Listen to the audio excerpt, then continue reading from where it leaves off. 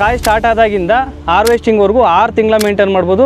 3 ತಿಂಗಳಲ್ಲಿ ರೇಟ್ ಸಿಕ್ಕಿಲ್ಲ ಅಂದರೂ 3 ತಿಂಗಳಲ್ಲಿ ರೇಟ್ ಸಿಗ್ತದೆ. ಸೊ ಇದ್ರದ್ದು ಈಲ್ಡ್ ಎಷ್ಟು ಡಿಫ್ರೆನ್ಸ್ ಆಗ್ತದೆ, ಆಮೇಲೆ ನಾವು ಪ್ರೊಡಕ್ಷನ್ ನಾವು ಅಂದರೆ ಕಾಸ್ಟ್ ಆಫ್ ಕಲ್ಟಿವೇಷನ್ ಎಷ್ಟಾಗ್ತದೆ, ಎರಡಕ್ಕೂ ಸೇಮ್ ಆಗ್ತದೆ.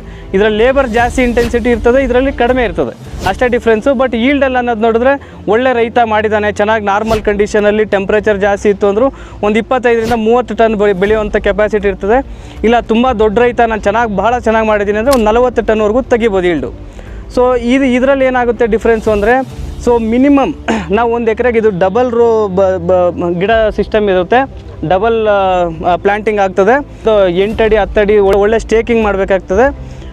ಇದರಿಂದ ಒಂದು ಗಿಡಕ್ಕೆ 10ರಿಂದ 12 kg ಈಲ್ಡ್ ಬರ್ತದೆ. ಸೊ ಒಳ್ಳೆ ಫರ್ಮ್ನೆಸ್ ಚೆನ್ನಾಗಿದೆ. 10ರಿಂದ 12 kg ಬಂದರೆ 1 ಎಕರೆಗೆ 10,000 ನಾರು ಹಾಕಿದ್ರು ನಮಗೆ 120 ಟನ್ ಈಲ್ಡ್ ಬರ್ತದೆ.